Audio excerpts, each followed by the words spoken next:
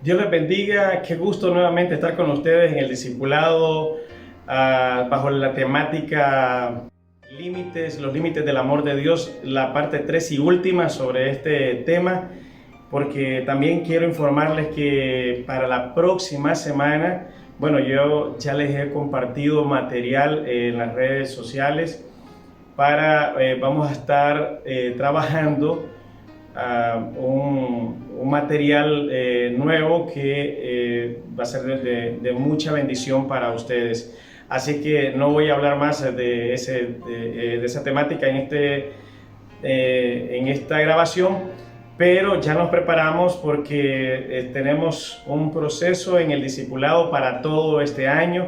Así que vamos a estar, Dios mediante, todos los jueves semana tras semana, Dios mediante ahí, y usted puede ir haciendo sus notas, bajando los materiales en PDF que les estoy enviando, que les voy a seguir enviando, lección tras lección, y entonces podemos trabajar juntos con eso, y le va a gustar. Además, es un material que usted puede también compartir, puede compartir con otros, puede ayudar a otros, y son temas diversos, pero también temas muy relevantes que le van a ayudar muchísimo para su vida espiritual.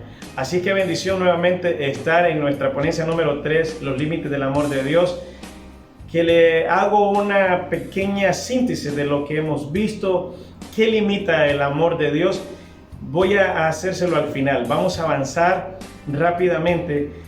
No hay mayor demostración de amor que la que Dios ha hecho a través de su Hijo Jesucristo para nosotros.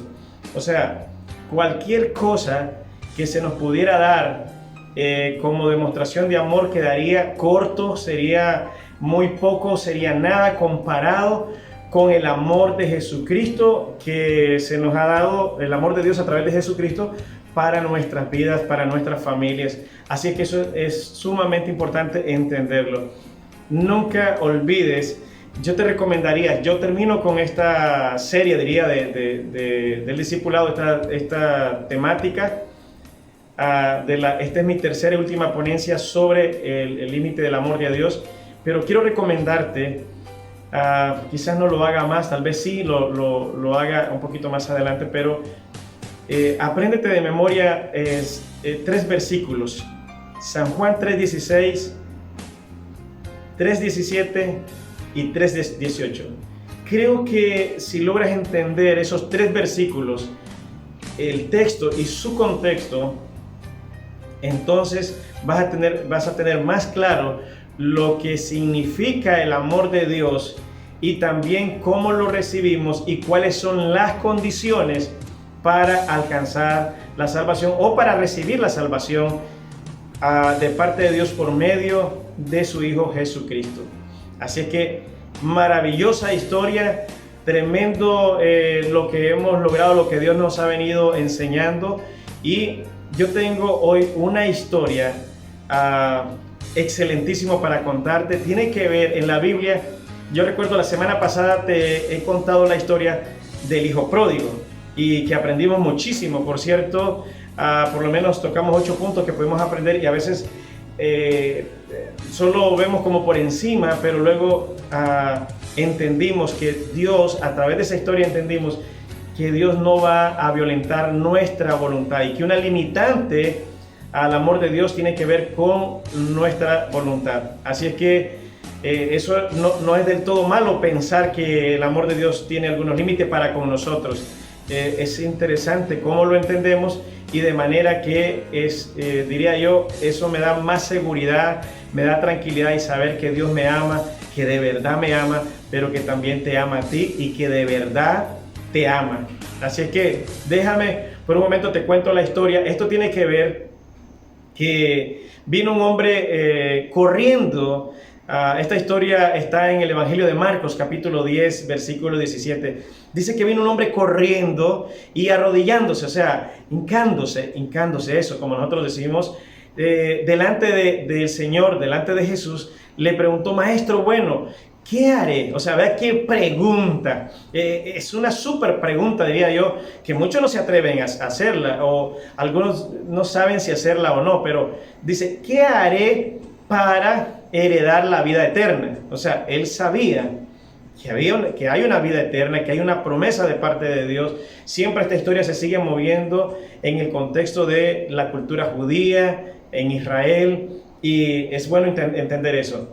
Jesús le respondió: ¿por qué me llamas bueno? Nadie es bueno sino solo Dios, sino solo uno, Dios. Pero ya también estudiamos en la temática anterior de la Trinidad de Dios y cómo entendemos que también Jesús es Dios. Por eso lo estaba haciendo bien. Hasta ahí todo va bien. Este joven rico, dice la historia, así se conoce la historia como la historia del joven rico, ¿verdad? Entonces, hasta aquí todo va bien. Entonces, Jesús sigue diciendo: tú sabes los mandamientos. No mates, no cometas adulterio,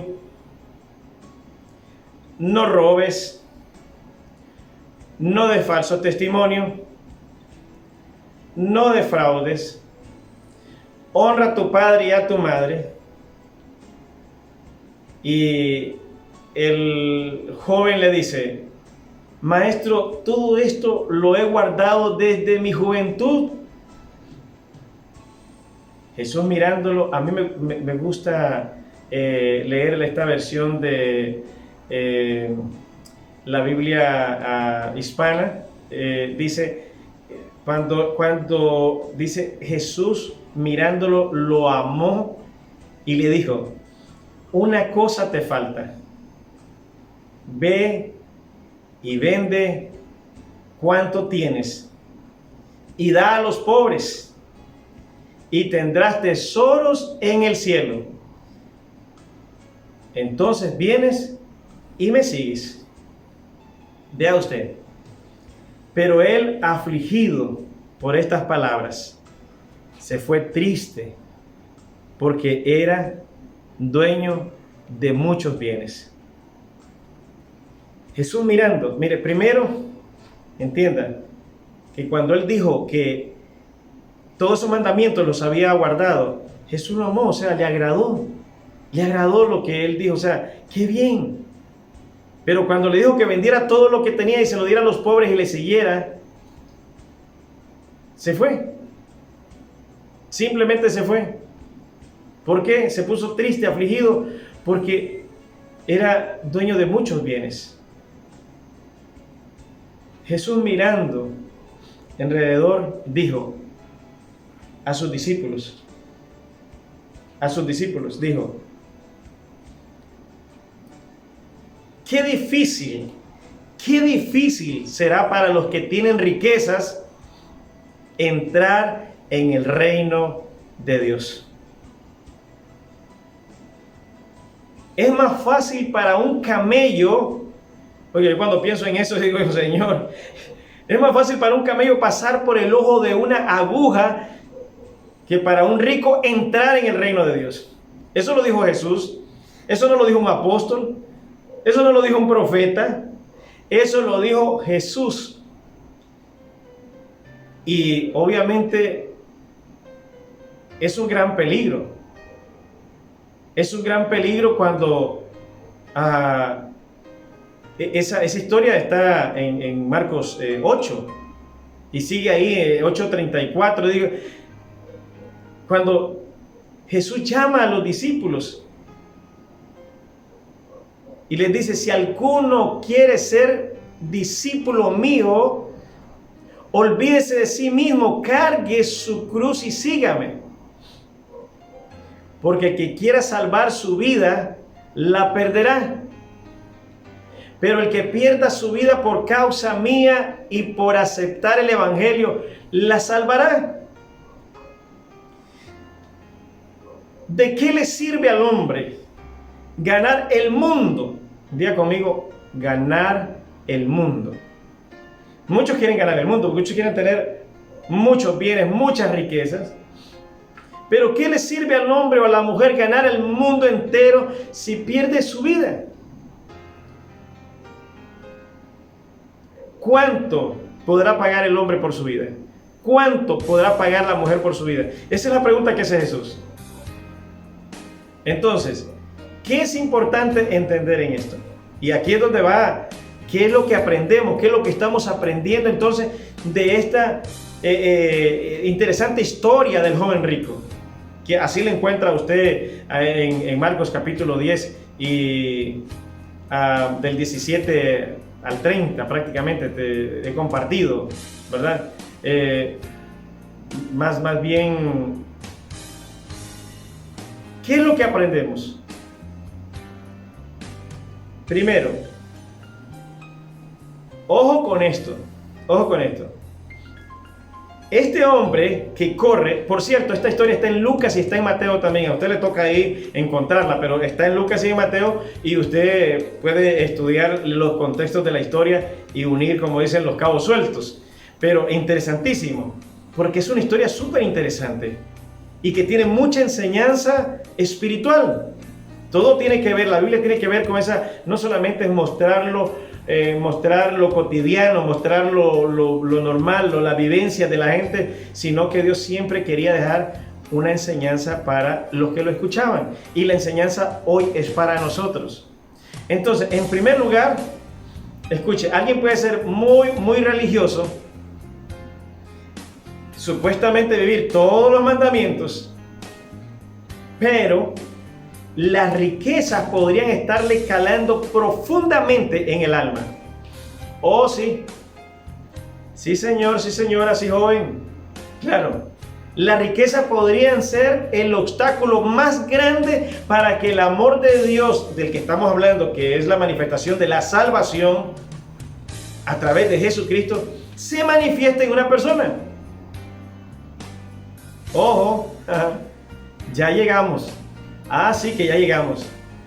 Cuidado, porque no es cierto que las riquezas son malas. No, al contrario, Dios quiere que nosotros vivamos bien, que seamos solventes, nuestra finanza, que nuestra familia esté bien. Eso está claro en la Biblia. El problema es cuando las riquezas ocupan el primer lugar en tu vida y no Dios. Cuando el trabajo es lo que ocupa el primer lugar en tu vida y no Dios. Ese es el problema. Cuando la familia ocupa el primer lugar en tu vida y no Dios. Y no digo que no cuidemos la familia, porque yo soy uno de los que siempre estoy abogando por la familia. Claro que sí. Porque yo sé que si yo no sé cuidar de mi familia, si no sé protegerla, respetar a mi familia, de Dios voy a tener demanda. Y quizás de la sociedad misma. Pero cuando tú pones otras cosas primero antes que Dios, tú estás en serios problemas y es probable entonces que tú des la vuelta o que ya hayas dado la vuelta por estas cosas que he mencionado y Jesús no te va a seguir, sino que Él va a pensar, ¿cuán difícil le va a ser la salvación? Al igual que lo dijo del joven rico. Mirando alrededor de sus discípulos, dijo, qué difícil será para los que tienen riquezas entrar en el reino de Dios. Y hizo una comparación. Es más fácil que pase un camello por el hueco, por el hoyo de una aguja, dice, que antes que un rico se salve. Antes que un rico entrar, vea usted, es más fácil para un camello pasar por el ojo de una aguja que para un rico entrar en el reino de Dios. Y muchos que van tras las riquezas me contaron en esta semana, la semana anterior, me contaron una historia que tiene que ver con nuestro entorno, de una persona muy conocida en esta parte del país, que tiene muchas empresas, muchos buses y muchas otras cosas, ya para darle una línea, y que en este momento vive empastillado y que no puede tomar, ya no toma decisiones sobre sus bienes, sobre sus empresas, y si usted lo ve, quizás podría ver, es un hombre todavía lleno de vida, pero ya no tiene esa habilidad, ya no puede disfrutar más de su riqueza y vivió de una forma prácticamente esclavizada para hacer todas sus riquezas, para luego no poderlas disfrutar. Claro está que usted entiende y sabe qué es lo que sucede, porque en Eclesiastés también encontramos que dice la palabra de Dios que hay un mal, dijo Salomón, que he visto también que a algunos se les da el duro trabajo de hacer riquezas, pero de no disfrutarlas. Ese no es el caso tuyo, no es lo que Dios quiere para ti. Dios quiere que tú vivas bien, sí, claro que sí, que tu familia viva bien, que tú vivas bien, sí, claro que sí, pero que no seas esclavo de las riquezas. Pero con tus acciones tú demuestras realmente quién tiene la prioridad en tu vida. Interesante, ¿cierto? Así que para ir terminando, yo quiero que veas bien esto. El Señor dijo también, ¿de qué le sirve al hombre si ganare todo el mundo y pierde su alma? La pregunta es, ¿de qué sirve toda tu ocupación que puedas tener en las diversas cosas si tienes a Jesús en segundo, en tercero o en último lugar? Si no es el primer lugar en tu vida, ¿de qué te sirve? Y lo que es peor, hay muchos que quieren que a Jesús lo tienen, no sé en qué lugar, pero no es el primero, pero ellos para Dios sí quieren ser el primero. Y no sé si me expliqué, pero quieren ser ellos estar en primer lugar para Dios. Yo te voy a decir esto, Dios está en el lugar que tú le has puesto en tu vida. Asistes tú también para Dios. No te equivoques, escucha que te estoy diciendo. ¿Cómo me llamo? Sí, Juan Peña, pastor de esta iglesia, Iglesia Renacer, y de todos los que han decidido que les pastoree y que les bendiga y que los guíe, de que el mismo lugar en que tú has puesto a Dios, en que tú tienes a Dios, es el mismo lugar que tú estás ubicado para Dios. Así es. No estoy diciendo que estás perdiendo tu salvación, no estoy hablando de eso, estoy hablando de ese lugar de importancia. Claro que sí. Está bien si tú dices, no, yo no, está bien. Pero entonces, qué importante es que tú entiendas lo relevante que es estar acorde con el plan y el propósito de Dios. Y entender entonces que una limitante del amor de Dios también pueden ser las riquezas. Déjame que te lo concluya así de esta manera, rápidamente. Yo creo que ya tú hiciste tu nota. Aquí tengo por lo menos 5 o 6 puntos relevantes para concluirte, porque recuerda, esta es la última lección de límites del amor de Dios, la parte 3 y la última lección de esto en resumen. Número 1. Entonces, ¿qué te limita del amor de Dios? No creer en el Hijo según Juan 3:18. ¿Qué te limita del amor de Dios? Estamos hablando de la mayor manifestación del amor de Dios. No estoy hablando de aquí, de que si me sana, que si me bendice, que estoy hablando de salvación plena. Que podrías perder la salvación. Sí, la podrías perder. Cuando hablo que te limita del amor, lo que te limita del amor de Dios, estoy diciendo de lo que te puede limitar de tu propia salvación, de la propia del perdón de tus pecados y de la vida eterna. Escucha, eso es lo relevante de esto. Entonces, número 1, el no creer en el Hijo de Dios, Jesucristo, según San Juan 3:18. Y mira que anótalo. Falta de fe, según Hebreos 11:6. Voy rapidito. Número 3. Recuerda tu voluntad. Tu voluntad.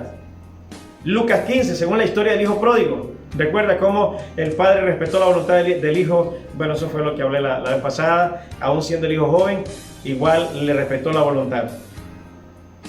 Número 4.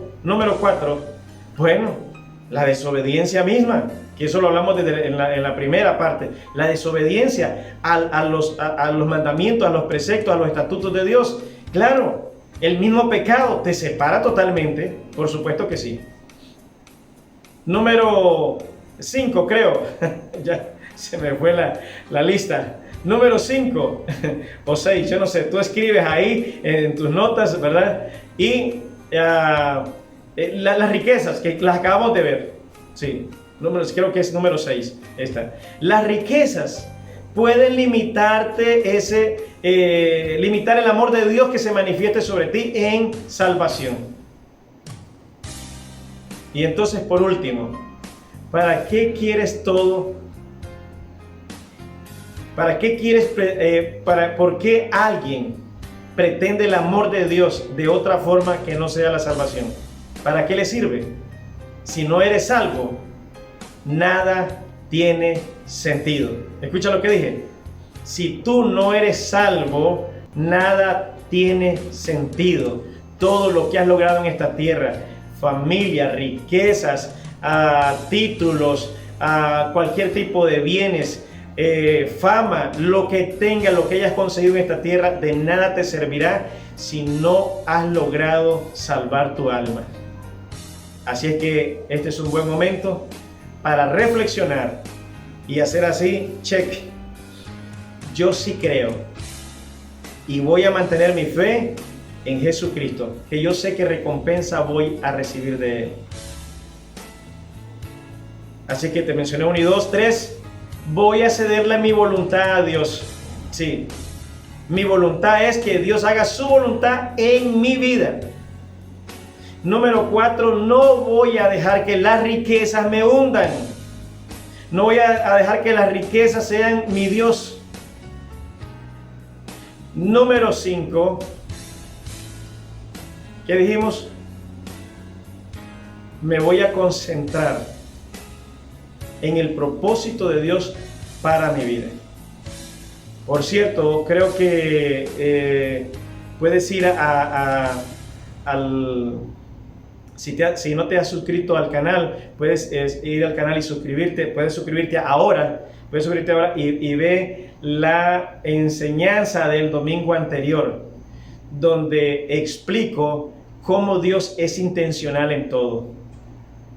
Así es que mi propósito al terminar de esta lección número 3, según los límites del amor de Dios, que no son malos del todo, ya le conté, ya te lo expliqué. Entonces, mi propósito es que seas un cristiano maduro, que no simplemente vayas a ciegas, que te quedes solo con lo que escuchaste por ahí, que alguien te predicó, que alguien te dijo, que tú habías escuchado. No, métete más en la Biblia, analiza lo que te he dicho, analízalo. Y te he dado los textos bíblicos para que tú vayas y analices. Entonces, como en uno de los casos, por ejemplo, de la historia del hijo pródigo, el padre lo había hecho muerto ya, pero siempre hay oportunidad para volverse. Y en el caso de este hombre, de este hombre que tenía muchas riquezas, entonces también dio la vuelta, y yo no vi a un Jesús, no veo en la historia a un Jesús siguiendo, no, venga, vamos a reconvenir. Entonces, si quieres, solo vende la mitad. Ahora, no es que estoy diciendo que para seguir a Jesús hoy hay que venderlo todo. No. Lo que estoy diciendo es que para seguir a Jesús no tienes que tener otro Dios. Esa es la premisa de la enseñanza.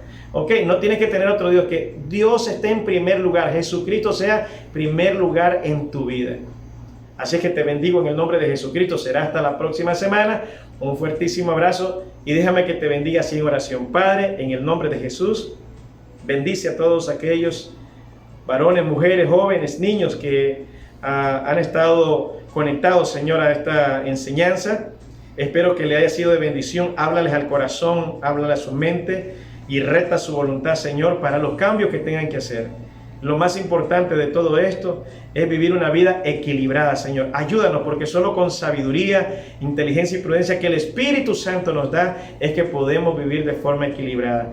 Sana a los que están enfermos, liberta al cautivo y provee, Señor, conforme a tus riquezas en gloria a aquellos que necesiten, Señor, que tú puedas proveerles, Padre, en el nombre de Jesús. Amén y amén. Será hasta la próxima. Que Dios te bendiga.